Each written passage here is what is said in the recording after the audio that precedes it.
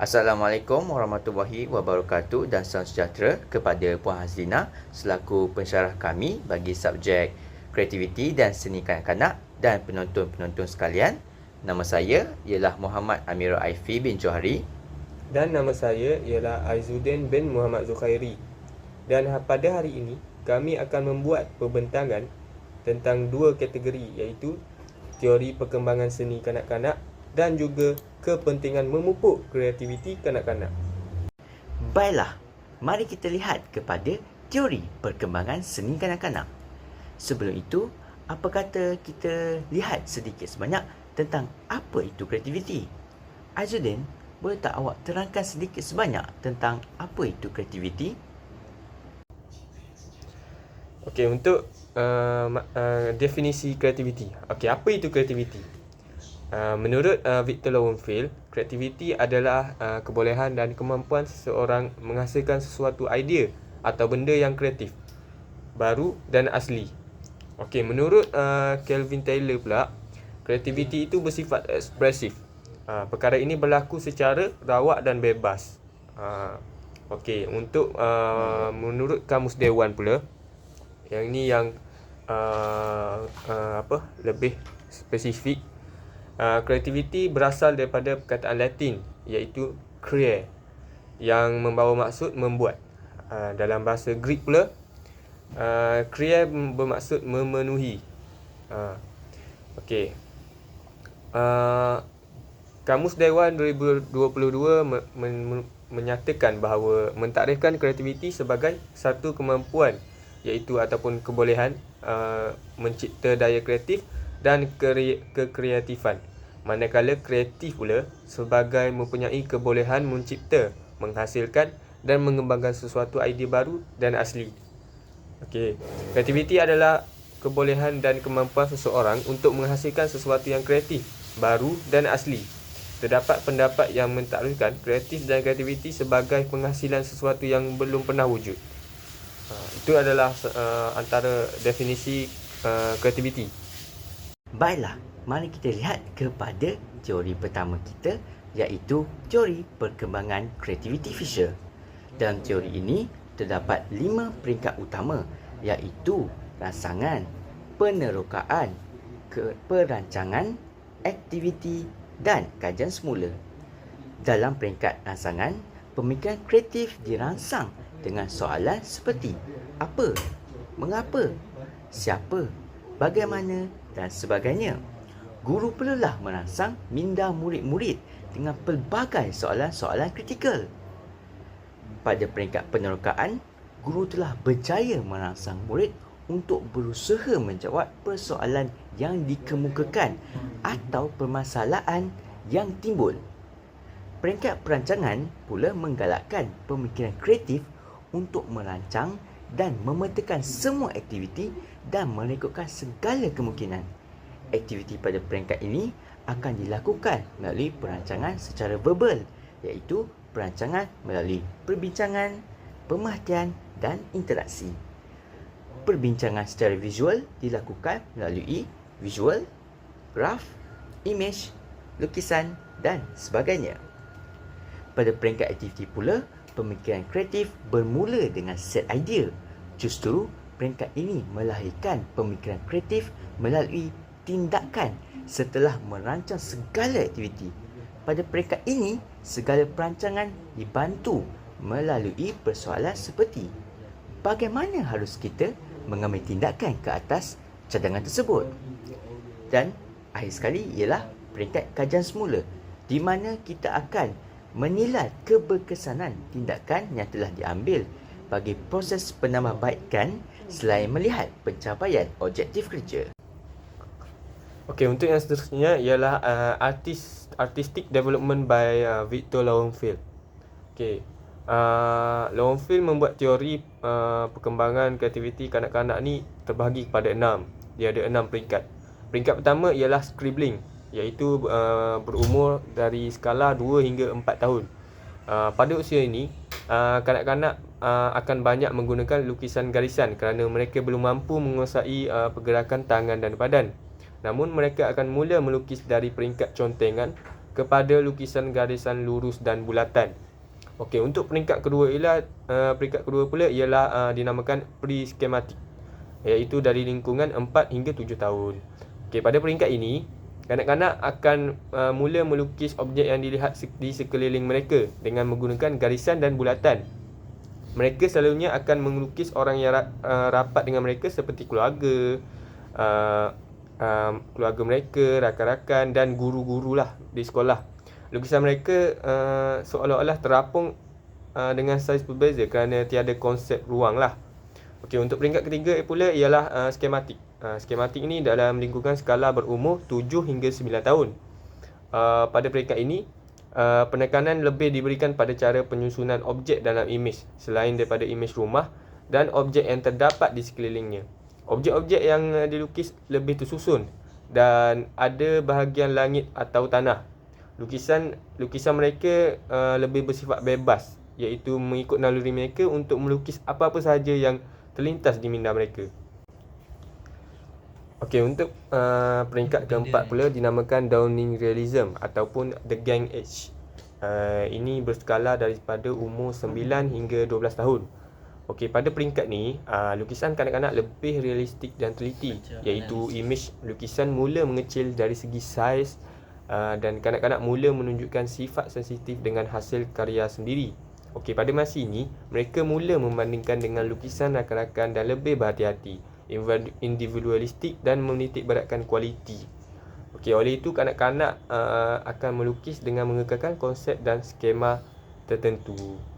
Okey, pada peringkat kelima pula dinamakan pseudo-naturalistic ataupun reasoning. Ia berskala daripada umur 12 hingga 14 tahun. Okey, kanak-kanak pada masa ini akan mula melukis perkara abstrak di sekitar zaman ini.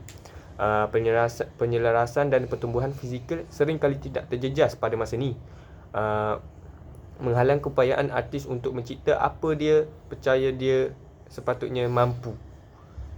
Di samping itu, kanak-kanak pada zaman ini mula memihak kepada persahabatan seks atau gender yang sama berbanding mereka yang menentang jantina yang sering berkaitan dengan isu harga diri. Okey, itu seterusnya ada peringkat ke-6, peringkat terakhir, iaitu dinamakan Period of Decision ataupun Adolescent Art. Okey, peringkat ini berskala daripada umur 14 hingga 17 tahun.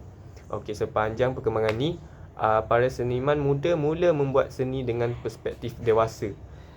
Pada masa ini, subjek karya seni mereka pada tahap ini berbeza-beza lah, bergantung pada minat artis dan mungkin berkisar dari sangat realistik hingga abstrak.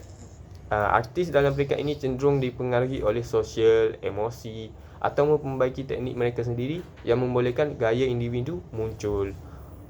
Itu adalah teori perkembangan daripada tokoh Victor Lowenfeld. Seterusnya, mari kita lihat kepada pendekatan kreativiti yang diperkenalkan oleh Laura H. Chapman. Laura H. Chapman telah memperkenalkan 3 perkara di dalam pendekatan kreativiti ini. Yang pertama ialah kaedah penjanaan idea. Di dalam penjanaan idea, pengkarya harus menetapkan objektif, haluan dan tujuan penghasilan karya.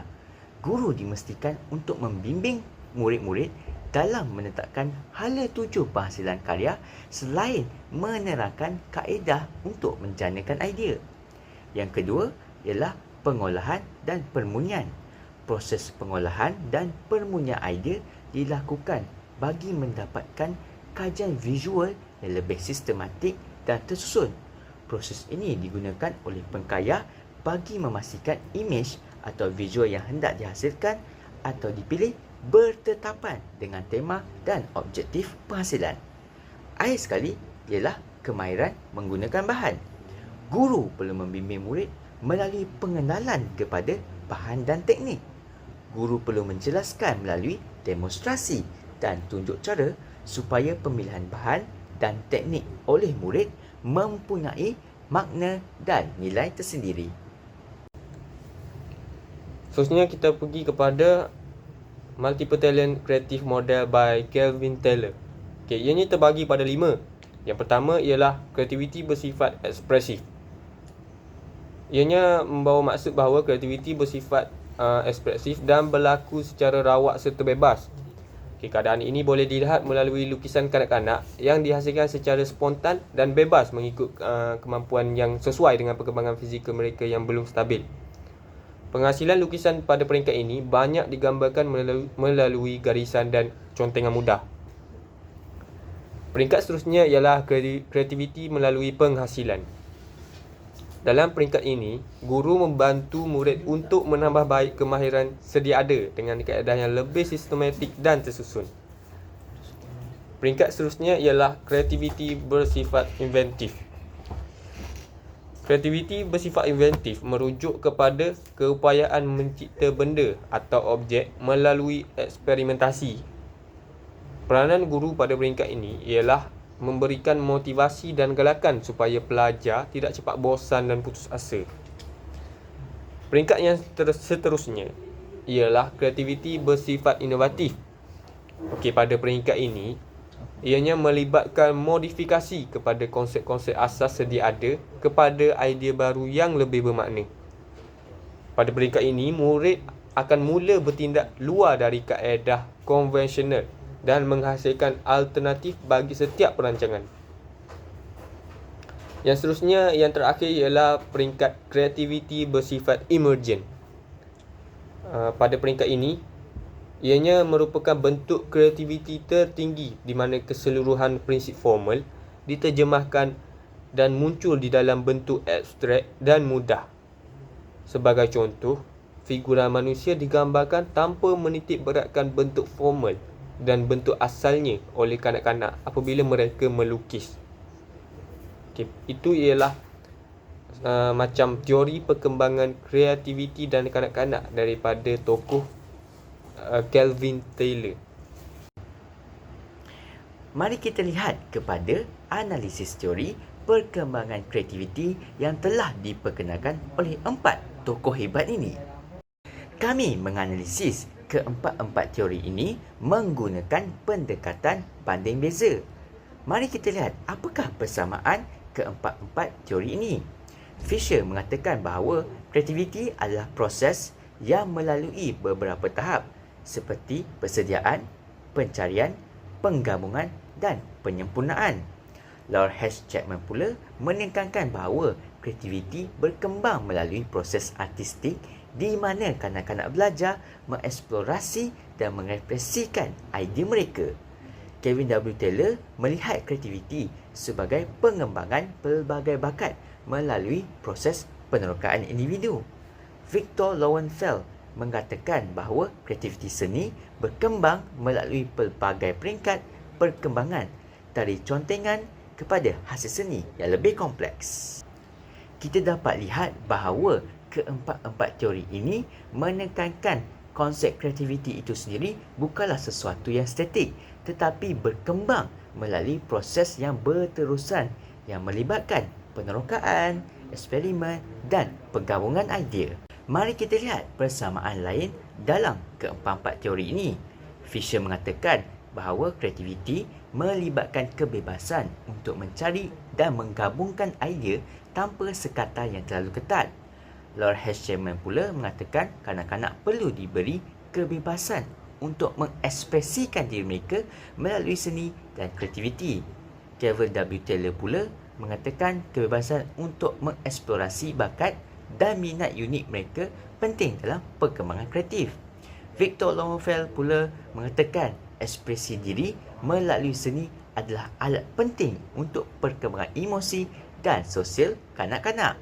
Semua teori ini mengakui bahawa kebebasan dalam ekspresi diri adalah sangat penting untuk membolehkan kanak-kanak mengembangkan kreativiti secara optimum. Seterusnya saya akan kemukakan perbezaan daripada teori 4 tokoh yang kami bentangkan, iaitu yang pertama perbezaan daripada tokoh Fisher. Fisher dari segi pandangan dia ialah menekankan kreativiti sebagai proses kognitif yang melibatkan peringkat tertentu, iaitu 4 peringkat, iaitu persediaan, pencarian, penggabungan dan penyempurnaan. Manakala daripada tokoh Laura Chapman pula, beliau lebih fokus kepada pendidikan seni dan bagaimana seni dapat membantu perkembangan kreativiti dan pemikiran kritis kanak-kanak. Manakala dari segi pandangan Kelvin Taylor pula, teori ini lebih luas melihat kreativiti sebagai gabungan pelbagai bakat, bukan hanya seni. Maknanya dalam pelbagai bidang lah, seperti matematik, sains, muzik, dan termasuk juga seni. Okey, manakala Victor Lowenfield pula, beliau lebih fokus kepada perkembangan seni visual dan membahagikan kreativiti kepada beberapa tahap berdasarkan perkembangan usia dan kemampuan kanak-kanak dalam seni. Itu adalah perbezaan tanggapan mereka lah dalam tentang kreativiti daripada empat tokoh ni. Okey, kita pergi kepada perbezaan seterusnya. Daripada tokoh Fisher tidak memberi fokus khusus kepada seni. Kreativiti dilihat dalam konteks yang lebih umum untuk tokoh Fisher. Daripada pandangan Laura Chapman pula, seni adalah medium utama untuk mengembangkan kreativiti kanak-kanak, terutamanya dalam pendidikan. Maknanya beliau lebih kepada pendidikan. Untuk seterusnya ialah daripada Kelvin Taylor. Kelvin Taylor menganggap seni hanyalah satu daripada pelbagai bakat. Kreativiti boleh wujud dalam pelbagai domain termasuk sains, muzik, matematik dan seni. Okey. Manakala yang terakhir pula daripada Victor Lowenfield, beliau menganggap seni dilihat sebagai manifestasi perkembangan emosi dan sosial kanak-kanak dan merupakan aspek penting dalam memahami perkembangan mereka. Maknanya beliau lebih kepada psikologi kanak-kanak. Baiklah, sudah tiba masanya untuk kita pergi kepada kepentingan memupuk kreativiti kanak-kanak. Secara umumnya, terdapat pelbagai kepentingan memupuk kreativiti kanak-kanak. Yang pertama adalah untuk membina keyakinan diri. Memupuk kreativiti kanak-kanak melalui seni dapat membantu mereka untuk membina keyakinan diri. Apabila kanak-kanak diberi peluang untuk mengekspresikan diri mereka, mereka akan merasa lebih dihargai dan berkeyakinan terhadap kemampuan mereka. Yang kedua adalah memperbaiki kehidupan sosial. Aktiviti seni secara berkumpulan dapat menggalakkan interaksi sosial. Ini membantu kanak-kanak belajar untuk bekerjasama, memahami perasaan orang lain dan membina hubungan sosial. Aktiviti seperti ini meningkatkan keupayaan mereka untuk berinteraksi dengan orang lain. Ketiga, melahirkan rasa ingin tahu. Pendidikan seni visual memberikan peluang kepada kanak-kanak untuk menjelajah dan bereksperimen. Proses ini penting untuk merangsang rasa ingin tahu mereka dan menggalakkan penerokaan pelbagai idea. Kanak-kanak yang bebas meneroka lebih cenderung untuk berfikir secara lebih kreatif dan berinovasi. Keempat ialah meningkatkan kemahiran fizikal. Aktiviti seni yang melibatkan penggunaan alat dapat membantu meningkatkan kemahiran motor halus kanak-kanak. Ini termasuk mengawal otot kecil dan memperbaiki koordinasi tangan dan mata mereka. Yang kelima ialah mendorong pemikiran kognitif. Seni dapat mendorong pemikiran kognitif kanak-kanak. Dalam projek seni, mereka perlu berfikir secara kritikal dan kreatif, mempelajari cara untuk menghasilkan idea baru dan menyelesaikan cabaran yang dihadapi dalam proses kreatif. Ini menggalakkan mereka untuk berfikir di luar kotak. Akhir sekali ialah kreativiti dapat memupuk identiti diri. Melalui penghasilan karya seni, kanak-kanak dapat membina identiti mereka. Aktiviti seni membolehkan mereka untuk mencipta sesuatu yang unik. Ini memberikan mereka peluang untuk mengenali diri dan perasaan mereka. Ini juga membantu dalam membentuk jati diri yang kuat dan menghargai keunikan di dalam diri masing-masing. Okey, seterusnya. Macam mana kita nak memupuk kreativiti kanak-kanak ni? Okey, dia ada 5 cara. Yang pertama ialah aktiviti bercerita. Kita boleh buat aktiviti bercerita. Yang seterusnya ialah aktiviti brainstorming. Yang seterusnya ialah aktiviti permainan. Dan seterusnya ialah aktiviti seni visual. Dan yang terakhir kita boleh buat ialah aktiviti lakonan. Mari kita lihat kepada aktiviti brainstorming. Brainstorming ialah kaedah untuk merangsang pemikiran kreatif dalam proses pembelajaran yang diperkenalkan oleh Alex Osborne, bertujuan untuk menghasilkan sebanyak mungkin idea dalam satu waktu singkat tanpa penilaian. Prinsip asas dalam aktiviti brainstorming memfokuskan kepada pengasingan idea dan penilaian. Fokus hanya pada penghasilan idea tanpa perlu kritikan. Kuantiti idea perlulah pelbagai untuk meningkatkan pilihan. Pemikiran bebas. Ahli kumpulan digalakkan berfikir secara kreatif dan menggunakan imajinasi mereka. Penggabungan dan pengubahsuaian. Idea yang dihasilkan boleh dikembangkan untuk mencari penyelesaian yang terbaik. Jangka masa. Sesi yang berkesan adalah antara 15 hingga 30 minit untuk mengelakkan kebosanan.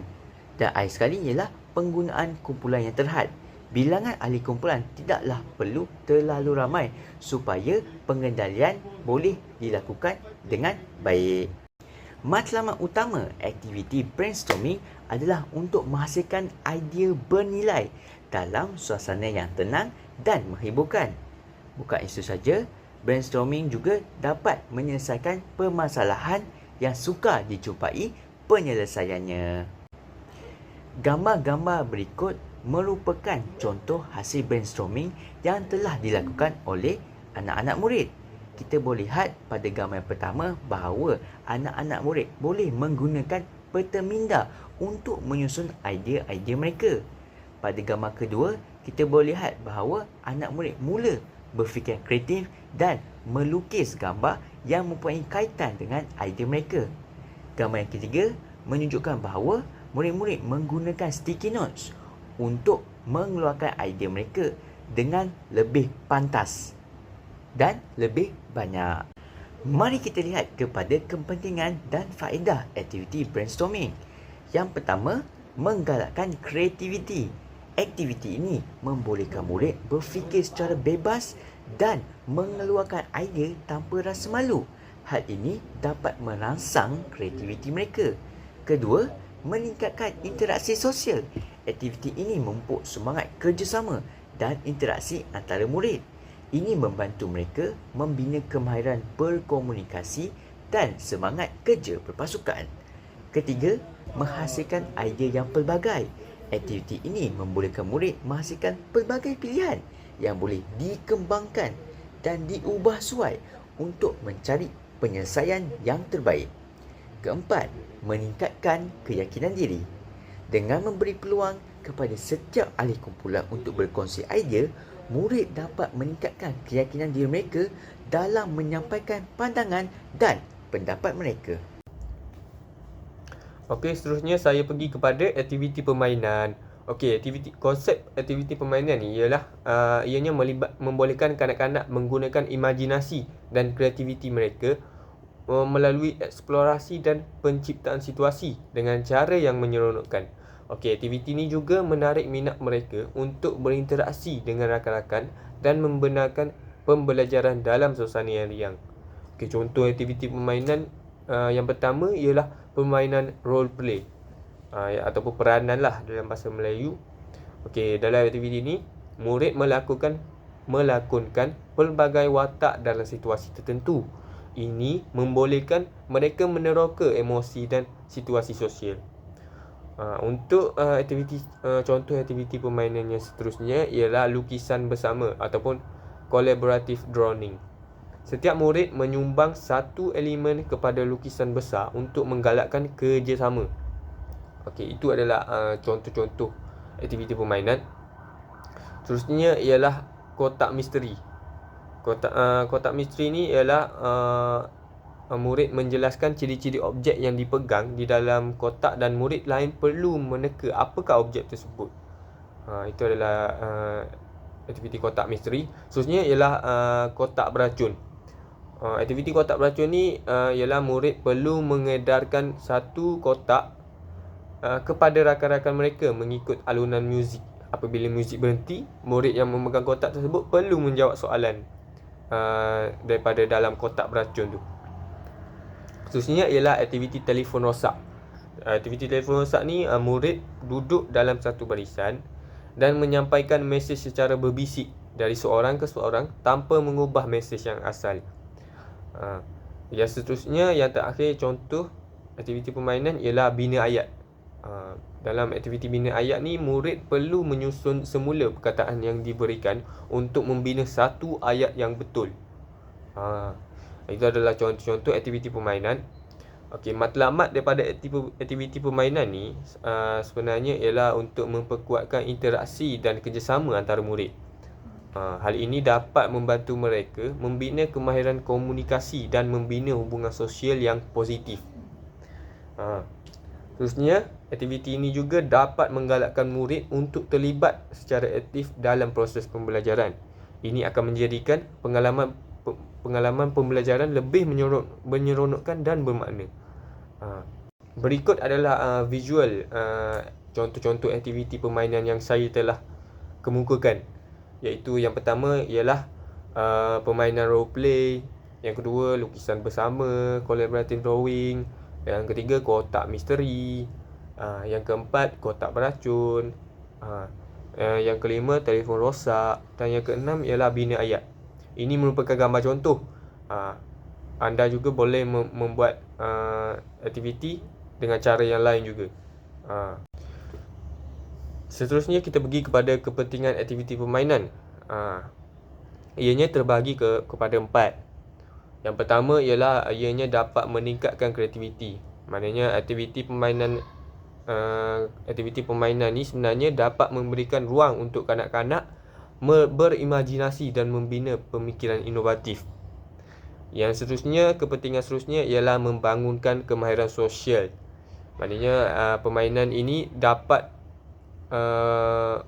memberikan interaksi antara rakan sebaya dalam kalangan murid, dan ini dapat membantu kanak-kanak untuk belajar berkomunikasi dan bekerjasama. Okey, seterusnya, kepentingan seterusnya ialah meningkatkan keterlibatan dan minat. Aktiviti permainan ni dapat menjadikan proses pembelajaran lebih menarik. Kanak-kanak akan bermotivasi untuk belajar. Dan yang terakhir ialah memupuk keberanian. Okey, aktiviti permainan ni dapat mendorong untuk mengambil risiko dan mencuba perkara baru. Perkara ini penting untuk pertumbuhan peribadi murid-murid. Seterusnya, aktiviti seni visual. Aktiviti seni visual melibatkan penggunaan pelbagai medium dan teknik untuk membolehkan kanak-kanak mengekspresikan idea dan emosi mereka secara kreatif. Dalam aktiviti seni visual, terdapat 2 perkara yang diberikan fokus, iaitu kebebasan ekspresi, memberi ruang kepada kanak-kanak untuk mengekspresikan diri mereka melalui cara yang unik. Kedua pula, penerokaan teknik seni. Aktiviti seni visual mendorong kanak-kanak untuk mencuba teknik dan medium baru dan menghargai proses penghasilan karya seni. Antara contoh aktiviti seni visual ialah lukisan alam. Murid melukis pemandangan luar seperti taman atau hutan menggunakan cat atau pensel warna. Kraf tangan kertas. Murid-murid dapat membuat kraf tangan menggunakan bahan terpakai atau kertas berwarna. Seni sisa kitas semula. Murid-murid dapat membuat objek seni dari bahan kitas semula untuk mendorong kesedaran tentang alam sekitar. Air sekali, patung tanah liat. Murid-murid boleh menggunakan tanah liat untuk mencipta patung haiwan atau apa-apa objek yang mereka suka. Matlamat utama aktiviti seni visual adalah untuk mengembangkan kemahiran kreatif, memberikan medium untuk mengekspresikan diri serta memperkukuhkan pemahaman tentang dunia di sekitar melalui penghasilan karya seni. Ini merupakan contoh-contoh karya seni visual yang telah dihasilkan oleh kanak-kanak. Kita boleh lihat bahawa kanak-kanak mempunyai potensi untuk meluahkan kreativiti mereka melalui aktiviti seni visual. kita boleh lihat bahawa murid dapat melukis suasana di kampung dan menghasilkan objek yang diinspirasikan oleh haiwan menggunakan kertas, tanah liat dan juga sisa-sisa kitas semula seperti botol-botol kosong. Aktiviti seni visual penting untuk meningkatkan kemahiran motor halus. Aktiviti seni melibatkan penggunaan alat dan bahan yang membantu meningkatkan koordinasi tangan mata serta kemahiran motor halus. Murid-murid juga dapat menghargai nilai estetik melalui aktiviti seni visual. Kanak-kanak dapat belajar untuk menghargai keindahan dan estetika melalui pengalaman seni. Menguasai teknik dan proses.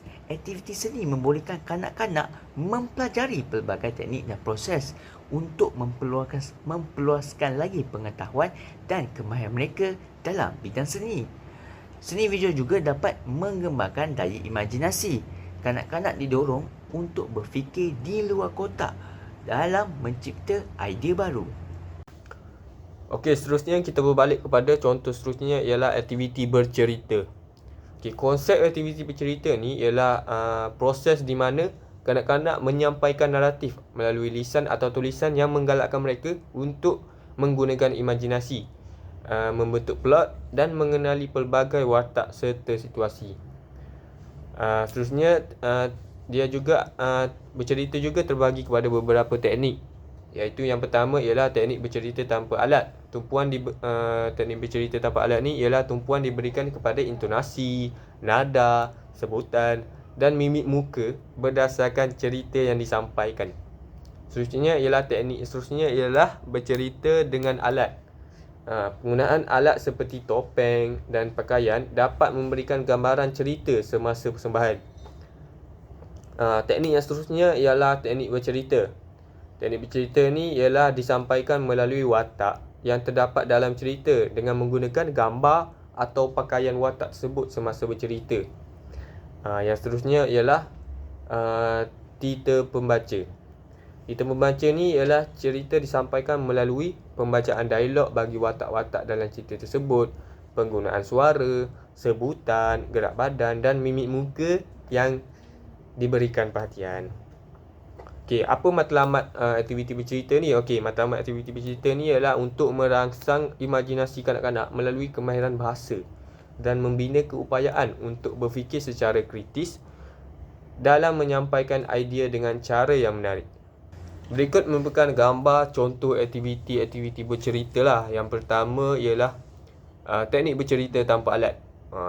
Di mana ianya menunjukkan seorang budak bercerita tanpa menggunakan sebarang alatan, just menggunakan intonasi suara dan mimik muka. Yang seterusnya ialah gambar teknik bercerita dengan alat.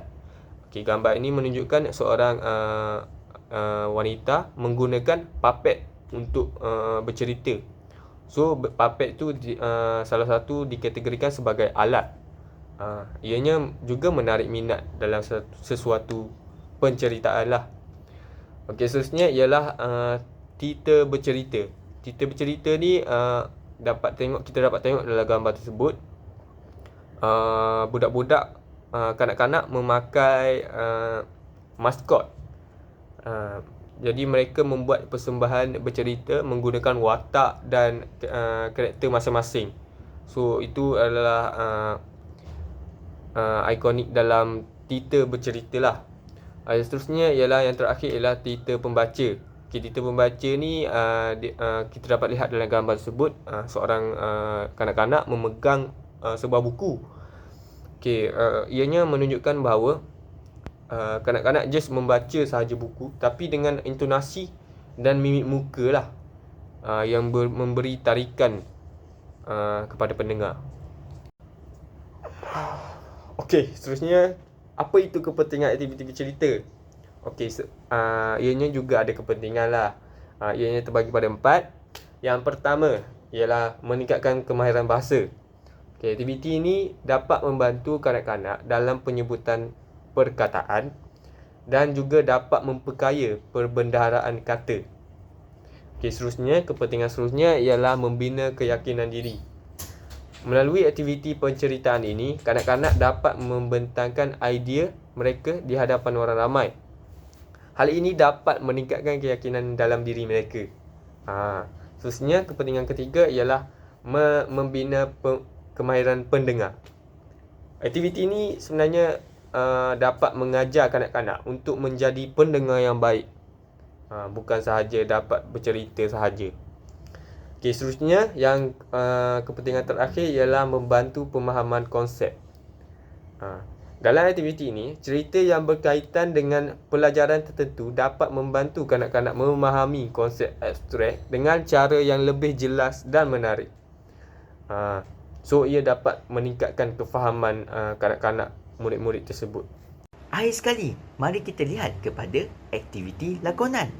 Lakonan merupakan aktiviti atau pergerakan tubuh badan atau segala bentuk perlakuan yang meliputi segala kegiatan hidup manusia. Lakonan dilakukan untuk mencerminkan sesuatu keadaan dalam bentuk perbuatan yang sebenar. Terdapat sedikit prinsip asas dalam lakonan. Dalam lakonan, aktiviti adalah berdasarkan tema, pengalaman dan kebolehan mental dan fizikal murid. Penekanan diberikan pada perkataan, frasa dan ayat yang hendak dipelajari. Bahasa mudah, jelas dan ringkas digunakan dalam aktiviti lakonan. Aktiviti lakonan juga memberikan peluang kepada murid untuk menyelahkan kreativiti melalui kemahiran intelek dan emosi. Dialog diujarkan dengan sebutan dan intonasi yang bersesuaian dengan situasi. Terdapat 3 cara berlakon.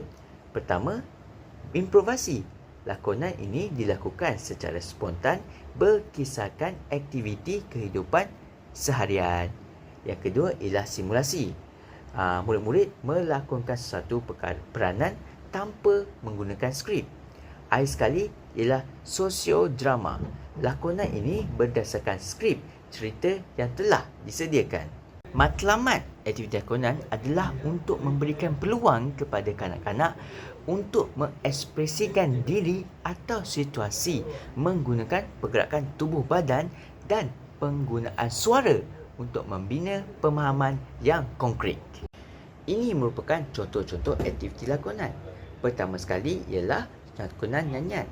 Murid-murid akan menggunakan nada suara mereka dan muzik latar untuk menyampaikan sesuatu mesej. Kedua, lakonan cerita.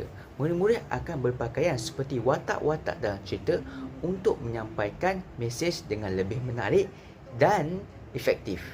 Ketiga, lakonan puisi. Apabila kita melihat seorang berpuisi, mereka sering menggunakan pergerakan yang dramatik supaya mereka dapat menyampaikan sesuatu mesej itu dengan lebih jelas dan mendalam. Akhir sekali ialah lakonan spontan.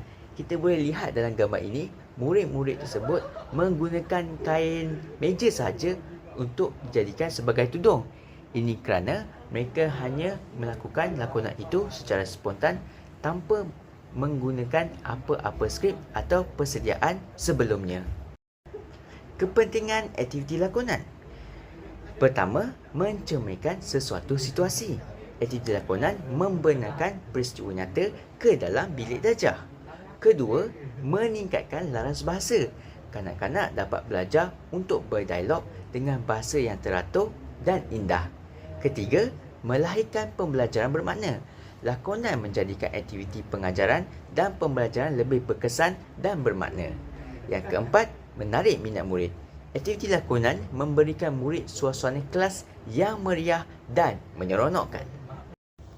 Kesimpulan pembentangan kami pada hari ini ialah teori perkembangan seni kanak-kanak menekankan pentingnya proses kreatif yang berterusan dalam pembelajaran dan pengembangan diri kanak-kanak melalui pendekatan yang berbeza, seperti teori Fisher yang menekankan pengalaman langsung atau model Taylor yang melihat pelbagai bakat. Jelas bahawa kreativiti bukan sahaja merangsang kemahiran seni, tetapi juga kemahiran berfikir secara kritis dan penyelesaian masalah. Memupuk kreativiti sejak awal melalui aktiviti seni tidak hanya mengembangkan kemampuan artistik, tetapi juga memperkukuhkan keyakinan diri dan kebolehan sosial kanak-kanak untuk menjadikan mereka lebih bersedia untuk menghadapi cabaran di masa hadapan. Baiklah, itu sahaja daripada kami. Sekian, terima kasih.